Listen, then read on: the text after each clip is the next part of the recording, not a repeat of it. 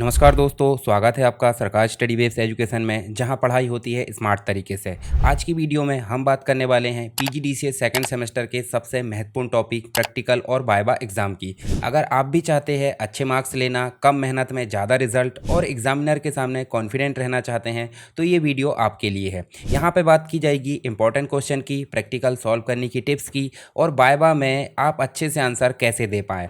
तो चलिए शुरू करते हैं इस शानदार तैयारी को। यहाँ पे हम देखेंगे पीजीडीसीए सेकंड सेमेस्टर के अंतर्गत आपको मुख्य रूप से टोटल 4 सब्जेक्ट मिलते हैं। 4 सब्जेक्ट कौन कौन से? आईटी ट्रेंड मिलता है, इंटरनेट एंड वेब डिजाइनिंग मिलता है, DTP with page maker, financial accounting with Tally, multimedia with Corel draw, premiere, Sound Forge और प्रोग्रामिंग विद ASP.NET। अब यहाँ तो टोटल 6 हो गए। 6 में से आपको 4 ही रहना, मतलब आपके लिए जो है 4 ही इंपॉर्टेंट पढ़ यहाँ पर देखने को मिल जाते हैं। तो देखिए 2 आपके कंपलसरी है, यानी कि इंटरनेट और आईटी ट्रेंड। दूसरा नेक्स्ट जो थर्ड पेपर है आपका मिलेगा डीटीपी या टैली। तो डीटीपी और टैली में से कोई एक आपको सेलेक्ट करना पड़ता है। साथ ही आपको मल्टीमीडिया विथ कोरल ड्रा और प्रोग्रामिंग विद ASP.NET के अंतर्गत दोनों में से कोई एक लेना होता है। तो टोटल मिलाकर यहाँ पे 4 ही सब्जेक्ट होते हैं। 4 में से 3 के जो है आपके प्रैक्टिकल होते हैं। आईटी ट्रेंड का सिर्फ थ्योरी होता है और इंटरनल होता है। इंटरनेट का प्रैक्टिकल होता है, बाकी इनमें से 2 में से 1 का प्रैक्टिकल और इनमें से 2 में से 1 का प्रैक्टिकल। तो टोटल मिलाकर कितने सब्जेक्ट के प्रैक्टिकल देखने को मिलेंगे? 3 के। तो इन तीनों के बारे में हम यहाँ पे बात करेंगे। अब आप बोलोगे कि यहाँ पे किसी का अगर टैली है डीटीपी के बदले में, तो उसके लिए भी हम क्वेश्चन यहाँ डिस्कस करेंगे। और अगर किसी का मल्टीमीडिया के बदले में ASP.NET है तो इसके लिए भी हम क्वेश्चन डिस्कस करने वाले हैं। सबसे पहले हम बात करेंगे सेकंड सेमेस्टर के अंतर्गत जो सब्जेक्ट है, उसमें सबसे पहला जो सब्जेक्ट है प्रैक्टिकल के अंतर्गत 2 PGDCA 2, जिसका नाम है इंटरनेट एंड वेब डिजाइनिंग। इसके लिए मुख्य रूप से अगर देखें तो टोटल 5 यूनिट देखने को मिल जाती है। 5 यूनिट के लिए इंपॉर्टेंट क्वेश्चन हम यहाँ पे देखेंगे, साथ ही उसके वाइवा के क्वेश्चन किस प्रकार आपके बन सकते हैं, तो उनको आप उस हिसाब से तैयारी कर लीजिए ताकि आप आंसर दे पाएँ। तो मुख्य रूप से अगर देखें तो जैसे आप देखिए पहले में आपको इंटरनेट का बेसिक चीज़ें मिलेगी। तो वेबसाइट का URL ओपन कीजिए और ब्राउज़र में उसकी जानकारी दिखाइए। तो मुख्य रूप से आपको क्या देखने मिलेगा, यहाँ पे ब्राउज़र ओपन करना पड़ेगा और ब्राउज़र में मान लीजिए मैंने टाइप किया sarkarstudywaves.com, तो यहाँ पे इसकी सारी जानकारी आ गई। तो इसको शो कराने की कंप्लीट स्टेप यहाँ पे देखने को मिल रही है। इसको आपको आंसर के रूप में बताना है। ये कंप्लीट PDF भी मैं आपको प्रोवाइड कर दूंगा टेलीग्राम पर इस वीडियो के नीचे, और या इसके डिस्क्रिप्शन बॉक्स में इसकी लिंक मिल जाएगी। तो आप इस वीडियो को देखेंगे तो डिस्क्रिप्शन बॉक्स में इस PDF को आप डाउनलोड करके पढ़ सकते हैं। नेक्स्ट क्वेश्चन आप देखेंगे, गूगल या किसी अन्य सर्च इंजन का प्रयोग करके जानकारी प्राप्त कीजिए। तो गूगल भी एक सर्च इंजन है, और या फिर देखें तो याहू है, विकिपीडिया है, या फिर आप देखेंगे बिंग है। ये सब सर्च इंजन है। यानी कि जब आप ब्राउज़र ओपन करते हैं तो ब्राउज़र तो एक सॉफ्टवेयर में जानकारी लाने के लिए मीडिएटर की ज़रूरत पड़ती है। तो इस मीडिएटर को हम बोल देते हैं सर्च इंजन। तो यहाँ पे इसको कैसे करेंगे, गूगल ओपन करेंगे, यहाँ पे लिखेंगे हम क्या, आप देखेंगे यहाँ पे तो आपको मुख्य रूप से दिखेगा बेस्ट लैपटॉप 2025। तो इससे रिलेटेड जो भी जानकारी है वो आपको देखने को मिल जाएगी। ठीक है, तो यहाँ पे आप देख सकते हैं। नीचे आप देखोगे नेक्स्ट क्वेश्चन, तो आपको देखने मिलेगा ईमेल भेजना और अटैचमेंट के साथ मेल करना। तो मतलब ईमेल कैसे, जब आप गूगल ओपन करोगे तो गूगल ओपन करने के बाद आपको सिंपल क्या दिखेगा, आपको जीमेल ओपन करना पड़ेगा। जो गूगल के प्रोडक्ट है उसमें जीमेल ओपन करना पड़ेगा। उसमें आपको क्रिएट या कंपोज मेल पर क्लिक करना है। साथ में टू, जहाँ पे आपको ईमेल आईडी डालना है किसकी, जो व्यक्ति को आपको भेजना है। और साथ में आप देखेंगे यहाँ पे सब्जेक्ट डालना है, विषय, मैसेज जो भी है सारी चीज़ डालिए। और उसके बाद अटैचमेंट आपको अटैच करना है। उसके बाद आपको सेंड करना है। जैसे मान लीजिए मुझे डिग्री डिपार्टमेंट में मेल भेजना था, तो मैंने मेल टाइप कर लिया, सब्जेक्ट मैंने यहाँ पे लिख दिया। उसके बाद मैंने यहाँ पे बॉडी ग्रीटिंग वगैरह कॉन्टैक्ट डिटेल सब यहाँ लिख दिया। नीचे आप देखोगे तो आपको नीचे देखने मिलेगा जो अटैचमेंट मैंने करना था यहाँ से मैंने कर दिया।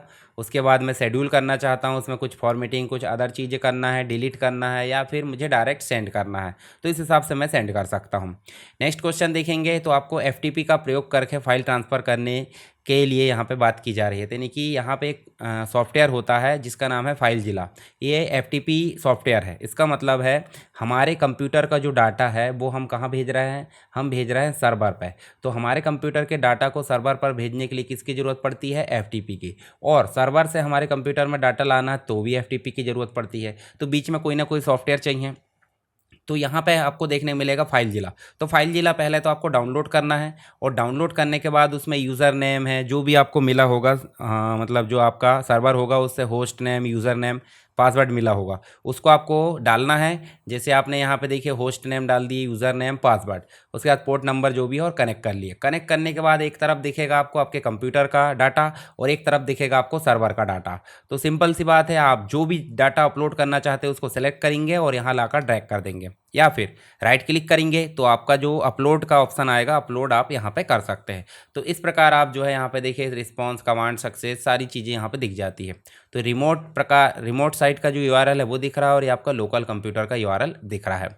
नेक्स्ट जो क्वेश्चन है देखने को मिलेगा यूनिट 2 HTML के अंतर्गत। तो HTML सेकेंड यूनिट में आप देखोगे तो बेसिक HTML पेज बनाना जिसमें हेडिंग हो, पैराग्राफ हो, इमेज हो और लिंक हो। तो यहाँ पे आप देखिए हेडिंग का मतलब H1, H2 और 6 तक ये चलता है। तो ये हो गई हेडिंग, जिसमें आप हेडिंग की शुरुआत इस प्रकार करते हो और हेडिंग क्लोज इधर इस प्रकार करते हो। ये हो गई आपकी कमेंट। नेक्स्ट पैराग्राफ में आप देखिए पी लिखे, पी को क्लोज कर दिए, बीच में आप कंटेंट डाल सकते हैं। इस कंप्लीट को हम एलिमेंट बोलते हैं। जब कंप्लीट डिटेल आप पढ़ोगे थ्योरी की तो इसमें आपको पता होगा। इमेज के लिए IMG लाते हैं और इमेज कौन सी लाना उसके लिए SRC लेते हैं। और यहाँ देखिए आपको इमेज का जो नाम है URL देना होता है, अल्टरनेटिव टेक्स्ट देना होता है, विड्थ हाइट आप अपने हिसाब से दे सकते हैं। फिर आप एंकर टैग लिंक करना चाहते हैं तो आप कौन सा टैग लेंगे, ए टैग लेंगे। साथ में आप देखोगे HREF यानी कि कौन सी चीज़ लिंक करना है। मान लीजिए मुझे www.sarkarstudybase.com लिंक करना है तो मैंने दे दिया। और किस टेक्स्ट से क्लिक होना चाहिए तो ये दिस इज़ लिंक या फिर गो, कुछ भी हम कर सकते हैं। तो ये हो गई आपकी कंप्लीट क्या, एक बेसिक स्ट्रक्चर जो आपका वेब पेज का रहता है। नेक्स्ट अगर बात करें हम यहाँ पे तो इसके बारे में डिस्क्रिप्शन भी दिया है तो आप इसको पढ़ लेना। ऑर्डर्ड लिस्ट और अनऑर्डर्ड लिस्ट की बात की जा रही है। तो ऑर्डर्ड लिस्ट का मतलब हो जाता है 1 2 3 4 5 या ABCD के क्रम में जो आती है वो होती है ऑर्डर्ड लिस्ट। ठीक है, जैसे एप्पल, यहाँ पे अनऑर्डर्ड लिस्ट, ये हो गई अनऑर्डर्ड लिस्ट। ऑर्डर्ड के लिए OL होता है, तो OL वाली ये वाली हो गई और UL वाली ये वाली हो गई। ठीक है, तो UL में क्या करना पड़ता है, अनऑर्डर्ड मतलब बिना क्रम के आ जाती है। बिना क्रम के बोले तो उदाहरण के लिए मान लीजिए आपको क्रम नहीं दर्शाना, बुलेट्स लाना है या फिर कोई सिंबल लाना, तो उसके लिए आप UL लेते हैं, UL को क्लोज करते हैं और LI करके आप कितने एलिमेंट लेना चाहते हैं वो आपने ले लिए। मान लीजिए मुझे 3 लेना था तो मैंने 3 ले लिया, तो मतलब स्टार्ट करा और एंड कर दिया। उसके बाद अनऑर्डर्ड में भी ऐसे ही करना होता है, जैसे OL लिए और OL को क्लोज कर दिए, बीच में आपने LI लिए जैसे आपने ऊपर लिए थे, सेम टू सेम। बस क्या हो गया है, OL के बदले में क्या टाइप हुआ है यहाँ पे 1 2 3 या ABCD हम ला सकते थे। तो ये हो गई लिस्ट।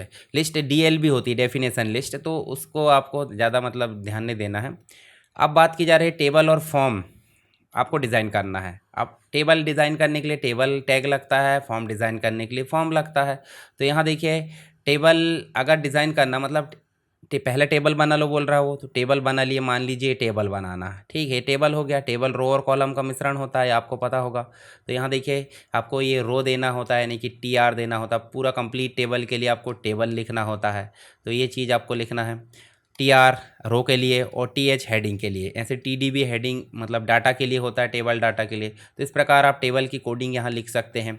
नेक्स्ट आपको फॉर्म बनाना है। फॉर्म बनाना है तो आपको कौन सा टैग लगाना होता है, आपको लगाना होता है फॉर्म टैग। ठीक है, आपने लगाया फॉर्म टैग और लास्ट में फॉर्म को क्लोज भी कर दिए। बीच में आप सारे एलिमेंट लिख दीजिए, जैसे इनपुट करना है, लेबल लेना है या जो भी चीज़ लेना है वो आप अंदर लिख सकते हैं। ऐसे यहाँ देखिए आपको जो है ये तो हो गया फॉर्म। नीचे आप एक और देखने मिलेगा आपको फ्रेम। फ्रेम क्या करता है, फ्रेम जो है मुख्य रूप से क्या करता है, पहले बात कर लेते हैं फॉर्म की। तो फॉर्म जो होता है यूज़र से इनपुट लेने के लिए काम करता है। जैसे फॉर्म हम डिफाइन करते हैं तो इसमें एक्शन मेथड यहाँ पे हो गई, पोस्ट है या फिर जो भी आपका गेट मेथड होती है वो आप यहाँ ले सकते हैं। नीचे आपको लेबल शो कराना है तो लेबल आपने ले लिए यहाँ पे। उसके बाद आप देखिए इनपुट टाइप में टेक्स्ट वगैरह ले लिए, लेबल फिर ले लिए, ईमेल ले लिए, ऐसे सबमिट बटन ले लिए। तो इस प्रकार आपका जो कंप्लीट फॉर्म है वो शो हो जाएगा। ठीक है, फॉर्म समझते हैं ना, यूज़र से इनपुट लेने के लिए फॉर्म का उपयोग किया जाता है। नेक्स्ट आप देखिए फ्रेम सेट। फ्रेम सेट का मतलब हो जाता है, जैसे आप देखोगे तो यहाँ आप देखिए फ्रेम है, एक विंडो मान लीजिए कंप्लीट विंडो है। इस कंप्लीट विंडो में हम जब रन कराएंगे तो एक ही वेब पेज दिखेगा। हम चाहते हैं मल्टीपल वेब पेज दिखे, 1 2 3 या फिर ऐसे में जैसा भी चाहो। तो हम एक ही विंडो में मल्टीपल वेब पेजेस दिखाने की कोशिश करते हैं, तो उसे हम बोल देते हैं फ्रेम सेट। क्या बोल देते हैं, फ्रेम सेट। तो फ्रेम सेट के बारे में आपको क्या लिखना है, यहाँ पर कोडिंग लिखना है। ठीक है। तो नीचे आप देखोगे तो आपको जो है फ्रेम सेट के बारे में क्वेश्चन मिलेगा यहाँ पे। तो वेब पेज में फ्रेम सेट कैसे बनाते हैं, तो फ्रेम सेट बनाने के लिए मुख्य रूप से फ्रेम सेट और कैसे बनाना है, मान लीजिए रो में बनाना है तो आप रो लिखेंगे, कितने भागों में बनाना है, 2, तो 50-50% या कम ज़्यादा। और उसके बाद 2 भाग में बनाना, 2 के लिए फ्रेम एसआरसी लेना होता है, 1 पेज, फ्रेम एसआरसी दूसरा पेज, 2, और अगर 3 बनाना रहता तो 3 एसआरसी लेते हैं। ठीक है, तो इस प्रकार आपको यहाँ पे देखना होता है। नेक्स्ट आप देखोगे तो सीएसएस और जावास्क्रिप्ट से रिलेटेड यहाँ पे क्वेश्चन है। तीसरी यूनिट, एचटीएमएल पेज बनाओ जिसमें आपका इंटरनल और एक्सटर्नल सीएसएस का उपयोग किया गया हो कलर, फॉन्ट और बैकग्राउंड के साथ में।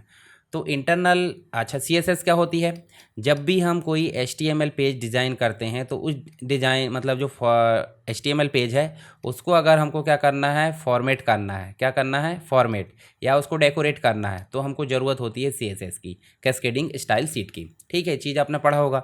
तो कैस्केडिंग स्टाइल शीट के लिए मुख्य रूप से 3 चीज़ें होती है। एक तो हो जाती है जैसे हमने H1 लिए तो H1 में ही हम अगर स्टाइल ले लेते हैं और इक्वल डबल ऐसे डबल कोट करके और अंदर डिफाइन कर देते हैं, तो ये हो गई आपकी कौन सी स्टाइल शीट, ये हो गई आपकी इनलाइन। पर यदि हम मान लो, देखिए हेड सेक्शन है और हेड सेक्शन में हमने क्या लिए, स्टाइल टैग लिए, और स्टाइल टैग को हम क्लोज कर देंगे, तो इसे हम बोल देते हैं इंटरनल। क्या बोल देते हैं, इंटरनल। यानी कि एक वेब पेज के अंदर ही हेड सेक्शन में जो स्टाइल शीट डिफाइन करते हैं एचटीएमएल को फॉर्मेट करने के लिए, उसे हम बोल देते हैं इंटरनल स्टाइल शीट। पर यदि मान लो हम .css लगा के उसकी एक फ़ाइल बना देते हैं अलग से, ठीक है, तो ये जो अलग से बनाई गई फाइल होती है वो हो जाती है आपकी क्या, एक्सटर्नल। ठीक है, तो एक्सटर्नल सीएसएस ज़्यादा बड़े काम के लिए यूज़ होती है, इंटरनल थोड़े छोटे काम के लिए यूज़ होती है, और जो आपकी इनलाइन होती है वो पर्टिकुलर एक ही टैग में काम करने के लिए होती है। जब हम बात करें कलर की, बैकग्राउंड कलर की, तो बैकग्राउंड कलर के लिए बैकग्राउंड कलर प्रॉपर्टी यूज़ होती है, और क्या कलर लेना है वो आप यहाँ पर दे सकते हैं। ये हो गई आपकी कमेंट। फ़ॉन्ट के लिए फ़ॉन्ट फैमिली ले लेते हैं, एरियल, सैंस सेरिफ जो भी है, और अगर आपको फ़ॉन्ट कलर करना तो कलर लेते हैं जिसमें डार्क ब्लू या जो भी वैल्यू आपको देना है। ऐसे आप H1 का भी कलर दे सकते हैं, हमने बॉडी का दिए, H1 का दिए, मतलब ये सेलेक्टर है, ये जो बॉडी है सेलेक्टर है, और सेलेक्टर के अंदर कोडिंग करना तो curly bracket start, curly bracket and, तो ऐसा आपको लिखना पड़ता है। तो ऐसे ही हम पैराग्राफ में भी क्या कर सकते हैं, स्टाइलिंग कर सकते हैं। ठीक है, H1 में स्टाइलिंग कर सकते हैं, और जहाँ भी आपको करना है इन 3 प्रॉपर्टी का यूज़ करके आप कलर का यूज़ कर सकते हैं। मतलब फ़ॉन्ट कलर कर सकते हैं, बैकग्राउंड कलर कर सकते हैं, पहला हो गया फ़ॉन्ट, दूसरा हो गया बैकग्राउंड कलर, और तीसरा हो गया फ़ॉन्ट फैमिली। ठीक है, फ़ॉन्ट फैमिली बोले तो किस प्रकार आपको फ़ॉन्ट रखना है, एरियल रखना है, खंड रखना है, या टाइम्स न्यू रोमन, या जैसे भी आपको रखना है। तो अलग से जो फाइल बनती वो बनती कैसे, .css यानी style.css, हमने डिफाइन कर दिए सारी चीज़ें, और इसको कॉल करने का तरीका होता है HTML फाइल में जाएंगे, हेड सेक्शन में जाएंगे, और आपको लिखना लिंक। लिंक एक टैग है जो स्टाइल सीट यानी कि एक्सटर्नल स्टाइल सीट को एक HTML पेज में लिंक करने का काम करता है। तो रिलेशनशिप किस टाइप का है, स्टाइल सीट। जोड़ना किससे है, style.css से, और ये हुई कमेंट। अब जितनी भी चीज़ इसके अंदर लिखी गई है वाली फाइल में, तो वो हमारे HTML पेज में खुद ब खुद अप्लाई हो जाएगी। जैसे बॉडी में कलर आ जाएगा, पैराग्राफ में कलर आ जाएगा, H1 में भी कलर आ जाएगा। नेक्स्ट आप देखिए यहाँ पे हावर इफेक्ट पर लिंक करना, तो यहाँ पे देखिए ए टैग तो हो गया लिंक के लिए, पर ए की एक प्रॉपर्टी होती है हावर। इसका मतलब माउस हम उसके ऊपर ले जाते हैं तो उसे बोल देते हैं हावर। तो जब भी माउस उसके ऊपर ले जाए कलर क्या हो जाना चाहिए, रेड, तो ये हो जाएगी हावर प्रॉपर्टी। ऐसे ही नीचे जाओगे तो आपको मिलेगा जावास्क्रिप्ट का उपयोग, जिसमें आपको अलर्ट बॉक्स लिया है, प्रॉम्प्ट लिया है, कन्फर्म बॉक्स, ये सब डायलॉग बॉक्स है। तो इसके लिए कुछ नहीं करना है, एक बटन होती है, हमने फॉर्म में बटन बनाए, बटन में एक इवेंट होता है जिसका नाम हो जाता है क्लिक, ऑन क्लिक इवेंट।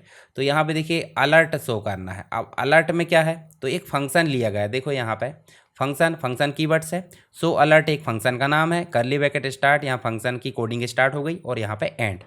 तो अलर्ट करके हमने लिए दिस इज अलर्ट बॉक्स, तो ये हो गया आपका सो अलर्ट में वर्क। पर हम बटन पर क्लिक करेंगे तो कौन सा फंक्शन रन होना चाहिए, ये वाला।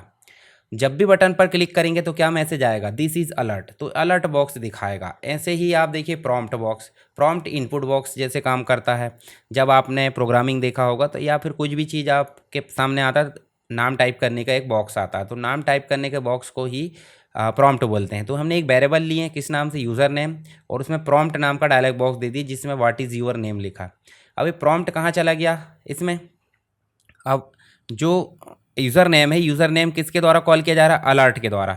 अलर्ट में हम गए और क्या बोला, your name is user name, यानी कि यूज़र नेम जब आएगा तो ऑटोमेटिक क्या होगा, ये अलर्ट बॉक्स जो प्रॉम्प्ट है, प्रॉम्प्ट में जो भी नाम इनपुट किया जाएगा वो कहाँ चला जाएगा, यूज़र नेम, और यूज़र नेम यहाँ पे आके अलर्ट के साथ डिस्प्ले हो जाएगा। इसका मतलब जैसे अगर मान लो सामने एक बॉक्स आया और हमने टाइप कर दी SSW, ठीक है, तो यहाँ पे ये स्टोर हो गया इसमें, और जब यहाँ पे आएगा तो अलर्ट में क्या शो हो जाएगा, SSW। तो ये हो गया आपका प्रॉम्प्ट। नेक्स्ट बात करते हैं यहाँ पे कन्फर्म की। जब आपसे पूछा जाता ना है do you want to confirm delete या जो भी चीज़ है, तो आप यस और नो करते हो, तो उसके लिए एक और डायलॉग बॉक्स यूज़ होता है जिसका नाम है कन्फर्म। जैसे प्रॉम्प्ट होता था तो आर यू कन्फर्म बोला जा रहा, किस में चला गया ये रिजल्ट में। और जब रिजल्ट में जाएगा तो इफ़ लगाए तो क्या बोल रहा है, अलर्ट में अगर ओके प्रेस है तो ओके आएगा, और अगर अलर्ट में कैंसिल प्रेस है तो कैंसिल आएगा। तो इस प्रकार हमने जो है 3 प्रकार के डायलॉग बॉक्स के बारे में बात की है। अलर्ट, एक हो जाएगा आपका कन्फर्म, और एक हो जाएगा आपका प्रॉम्प्ट। तो कन्फर्म जो है हाँ या ना में आंसर बताता है, अलर्ट में आपका डिस्प्ले कराता है मैसेज, और प्रॉम्प्ट में आपका इनपुट लेता है। तो तीनों डायलॉग बॉक्स आपको समझ में आ गए होंगे। चलिए अब बात करते हैं यहाँ पे नेक्स्ट ऑन क्लिक इवेंट पर टेक्स्ट बदलें। तो एक है मेथड होती है गेट एलिमेंट बाय आईडी, किसकी, डॉक्यूमेंट की। अब आईडी में हम उस आईडी को टाइप करेंगे जिसका नाम है, जैसे H1 है, H1 की आईडी क्या है, डेमो। तो डेमो में यह टेक्स्ट बदलने से पहले यहाँ लिखा हुआ है, और जब डॉट इनर HTML के अंतर्गत टेक्स्ट चेंज लिखेंगे तो आउटपुट क्या आएगा, टेक्स्ट चेंज, यानी कि पहले आंसर आएगा यह टेक्स्ट बदलने से पहले, यानी बिफोर टेक्स्ट चेंज और आफ्टर टेक्स्ट चेंज। तो ये gate element by ID dot inner HTML के द्वारा हम क्या कर सकते हैं, इसका जो टेक्स्ट है वो बदल सकते हैं HTML का क्लिक इवेंट में, ठीक है। चलिए नेक्स्ट देखिए, यहाँ पे सिंपल कैलकुलेटर बनाना है, तो इसकी कोडिंग आप देख लेना। हालांकि इस प्रकार का क्वेश्चन ज़्यादा नहीं आता, फिर भी एक बार देख लेना। चलिए नेक्स्ट देखते हैं हम, यहाँ पे 4th यूनिट में पूछा जा रहा है एक्सप्रेशन। अब एक्सप्रेशन वेब क्या है, एक प्रकार का HTML एडिटर है जिसका नाम है मतलब what you see is what you get, यानी कि जैसा हम देखते हैं वैसे ऑटोमेटिक कोडिंग बन जाती है। तो ये एक्सप्रेशन वेब एक माइक्रोसॉफ्ट वेब डेवलपमेंट टूल है जिसमें HTML CSS जावास्क्रिप्ट ये सपोर्ट करता है, और इसे वेबसाइट डिज़ाइन और बनाने के लिए यूज़ किया जाता है। हालांकि इसका जो वर्जन है 4.1 के बाद अपग्रेड नहीं हुआ है, तो हमारे सिलेबस में इसलिए हम एक बार पढ़ ले रहे हैं। पर नए नए टूल अभी मार्केट में आ चुके हैं जिसके थ्रू हम वेब डेवलपमेंट आसानी से कर पा रहे हैं। तो यहाँ प्रोजेक्ट या वेबसाइट बनाने के लिए क्या करना, फाइल मेनू में जाना, न्यू में जाना, यहाँ पर आपको 1 पेज साइट बनाना है, एम्प्टी साइट बनाना है, या कोई वेबसाइट को इम्पोर्ट करना है, और उसके बाद आप लोकेशन सेलेक्ट करेंगे और क्या कर देंगे, ओके। तो इस प्रकार आपकी वेबसाइट बन जाएगी एक्सप्रेशन वेब में। ऐसे ही आप सिंगल वेब पेज बनाना है जिसमें आपको इमेज और टेक्स्ट और टेबल लाना है। तो यहाँ देखिए इमेज लाने के लिए वही तरीका है IMG_SRC, टेबल लाने के लिए टेबल है, पैराग्राफ के लिए पैराग्राफ, और हेडिंग के लिए H1, ठीक है। तो इस प्रकार आप जो है एक्सप्रेशन वेब में भी HTML की कोडिंग कर सकते हैं। CSS के थ्रू एक लेआउट तैयार करना, जैसे हेडर सेक्शन होता है नेविगेशन में, होम है, कॉन्टैक्ट है, अबाउट है, ये सारी चीज़ें होती है। उसके अलावा साइड बार होता है, साइड बार में कुछ मेनू कंटेंट होते हैं, मेन विंडो में आपकी डिस्क्रिप्शन होती है, और फुटर में आपका स्टेटस बार टाइप की चीज़ें देखने को मिल जाती है। तो ये हो जाएगा आपका कंप्लीट लेआउट। किसके थ्रू बनाना है, CSS के थ्रू। तो CSS के थ्रू बनाने के लिए यहाँ पे सारी कोडिंग मैंने लिख रखा हूँ, अभी मैं इसलिए नहीं समझा रहा हूँ क्योंकि वीडियो ज़्यादा लंबा हो जाएगा, तो डिटेल वीडियो में आप देख लेना इसको। चलिए नेक्स्ट देखिए, यहाँ पे वेबसाइट की फोल्डर स्ट्रक्चर और लिंक नेविगेशन बना है। तो देखिए जब हम वेबसाइट अभी देखे थे फाइल जिला, तो उसमें आपने देखा होगा माय वेबसाइट का मेन URL, उसके बाद अगर इमेज स्टोर करना तो क्या है, इमेज, अगर आपको CSS स्टोर करना तो CSS, अगर आपको जावास्क्रिप्ट स्टोर करना तो JS, और इनके अंदर सेपरेट फाइल, मतलब इमेज के लिए इमेज फाइल हो जाएगी, स्टाइल के लिए स्टाइल, और जावास्क्रिप्ट के लिए जावास्क्रिप्ट। फिर जो बेसिक पेज होते हैं वो बाहर मिल जाते हैं, किसमें, माय वेबसाइट के अंतर्गत, index.html, अबाउट है, कॉन्टैक्ट है, ये सब HTML। या फिर जब हम ASP.NET का उपयोग करके बनाते हैं तो .ASPX नाम का एक्सटेंशन आपको देखने को मिल जाता है, ठीक है। तो ये सारी चीज़ें आपको देखने मिलेगी वेबसाइट का स्ट्रक्चर। नेक्स्ट आप देखोगे लिंक नेविगेशन के लिए एक एग्जांपल बनाइए। तो लिंक नेविगेशन कैसे करना है भाई, सिंपल सी बात है, जो हमने इंडेक्स, अबाउट और कॉन्टैक्ट लिए थे उसमें हमने एंकर टैग लगा दिए, तो क्या हो गया, इनमें लिंक बन गई। तो एंकर टैग हमने HTML में भी देखे हैं।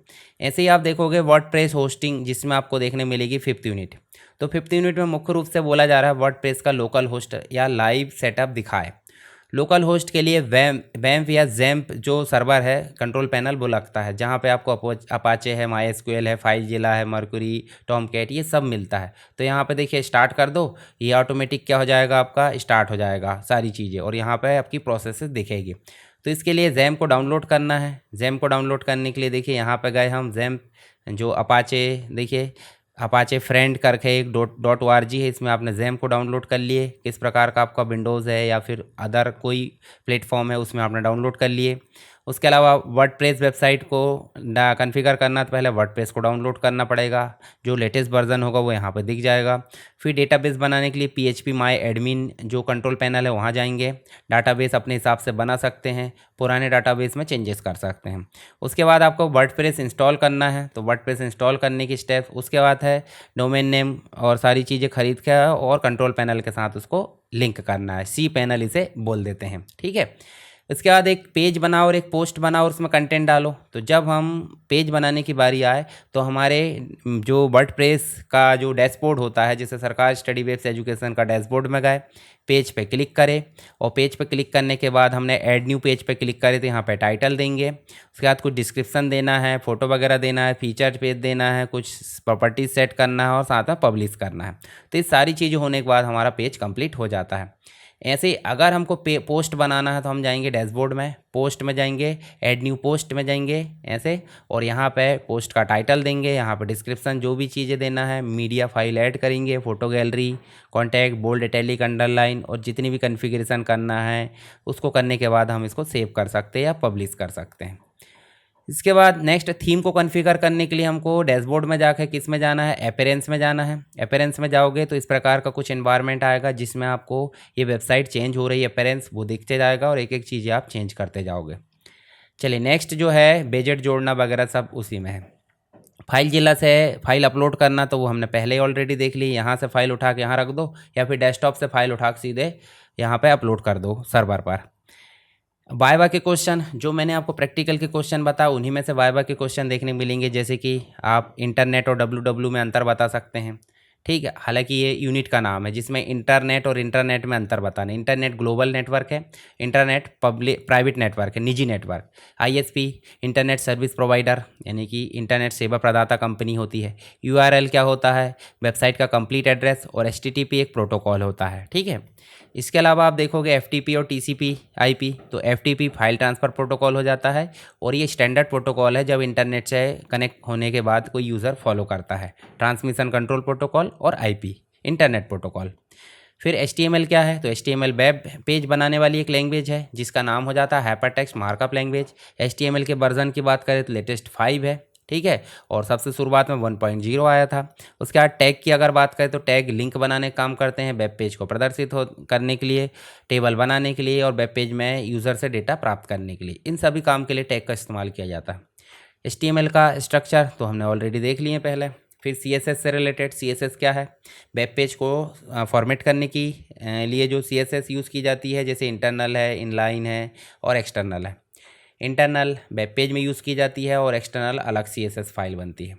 जावास्क्रिप्ट क्या है, एक स्क्रिप्टिंग लैंग्वेज है जिसमें वेरिएबल डाटा स्टोर करने के लिए यूज़ किया जाता है और फंक्शन बार बार रिपीटेबल काम को सॉल्व करने के लिए किया जाता है। इसके बाद ऑन क्लिक और ऑन माउस ओवर, देखिए ऑन क्लिक का मतलब हो जाता है जब क्लिक करते तब एक्टिवेट होता है ये इवेंट, और ऑन माउस ओवर मतलब हावर करते तब, ठीक है।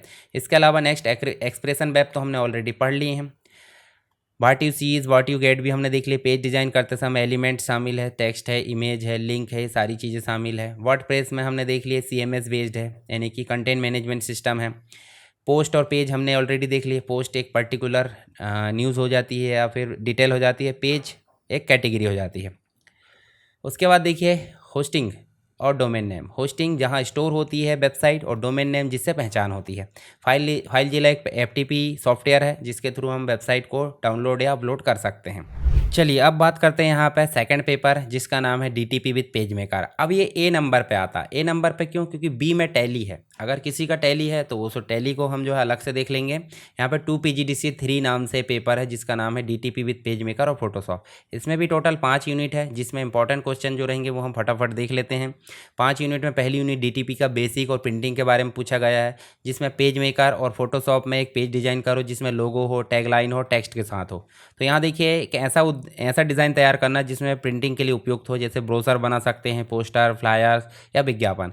तो आप पेज मेकर और फोटोशॉप का जो वीडियो है वो देखोगे तो आपको मैंने जो है बनाना बताया हूँ, तो उसको आप जो है इस प्रकार का ब्रोशर बनाकर स्टेप्स बता सकते हैं।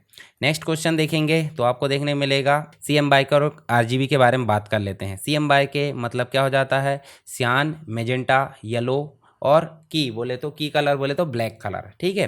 और RGB मतलब हो जाता है रेड, ग्रीन, ब्लू, यानी कि बेसिक जो 3 कलर का मिश्रण हो जाता है। वैल्यू इसकी कहाँ से कहाँ तक होती है, 0 से लेकर 255 तक होती है। और इसकी वैल्यू जो होती है 0 से लेकर 100 तक, यानी प्रत्येक कलर की बताया मैंने।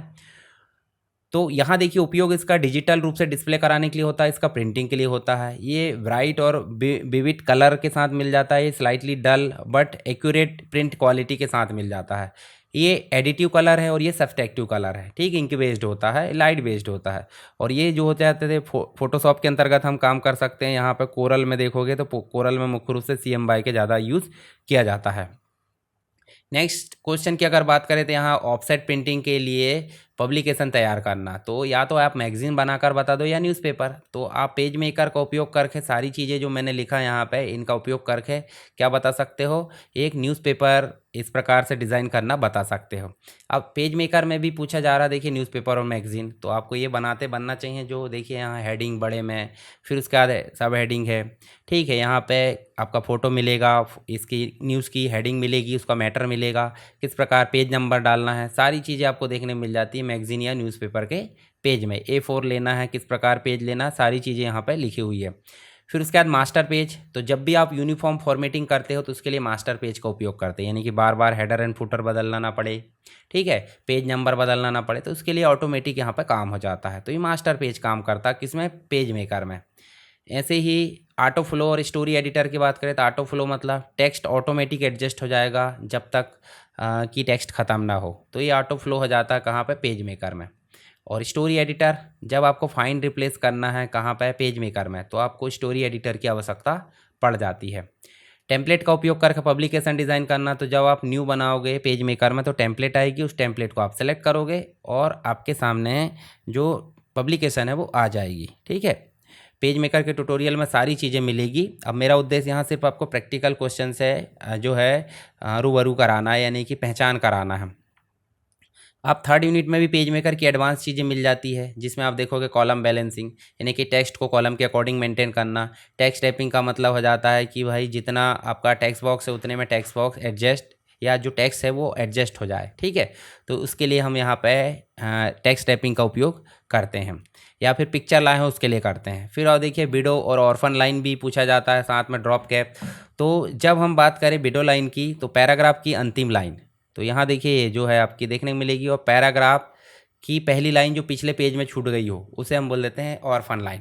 और ड्रॉप कैप किसे बोल देते हैं, ड्रॉप कैप का मतलब हो जाता है पैराग्राफ का पहला अक्षर जो अन्य अक्षरों से बड़ा होता है, उसे हम बोल देते हैं drop cap. Next master page की बात की जा रही तो वो तो हमने देख लिया ऑलरेडी, यूनिफॉर्म फॉर्मेटिंग के लिए।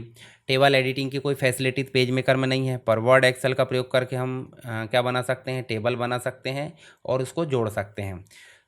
जोड़ने के लिए ऑब्जेक्ट लिंकिंग एम्बेडिंग का उपयोग भी हम कर सकते हैं, OLE, ठीक है। इसके अलावा देखिए फोर्थ यूनिट में फोटोशॉप के बारे में पूछा गया है, तो फोटोशॉप में इमेज मैनिपुलेशन करके इमेज का रेजोल्यूशन और साइज़ एडजस्ट कर सकते हैं, ठीक है। तो इमेज मैनिपुलेशन के अंतर्गत देखिए तो इमेज साइज़ में जाएंगे और जो भी चीज़ें आपको चेंज करना वो आप इस डायलॉग बॉक्स में रेजोल्यूशन है, साइज़ वगैरह सब एडजस्ट कर सकते हैं। डिफरेंट फाइल फॉर्मेट में किसी इमेज को सेव करना, जैसे JPG, तो JPG जो हो जाती है आपकी सोशल मीडिया वेब में यूज़ हो जाती है।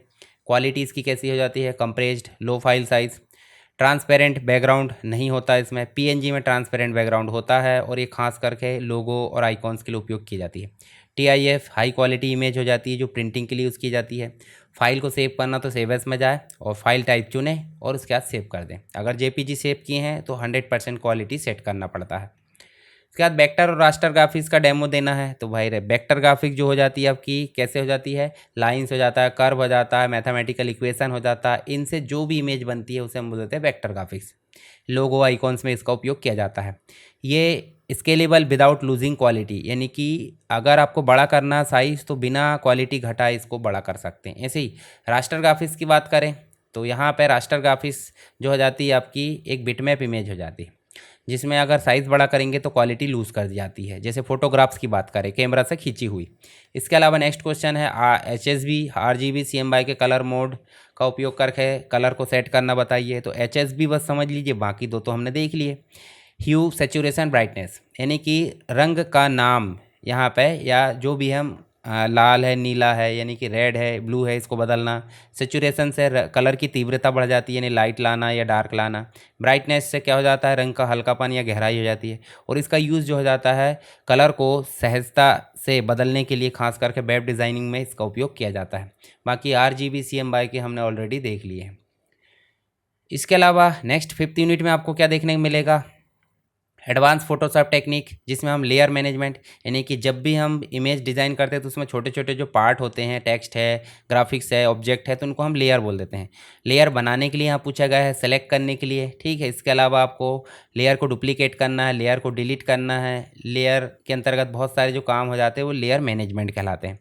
ऐसे ही आप फोटोशॉप में फ़िल्टर गैलरी का उपयोग कैसे करते हैं इमेज में स्पेशल इफेक्ट डालने के लिए, तो आपको जाना है फ़िल्टर, जो आपका फ़िल्टर मीनू है उसमें जाना है, फ़िल्टर गैलरी में जाना है और आप अपने हिसाब से फ़िल्टर को सेलेक्ट कर सकते हैं।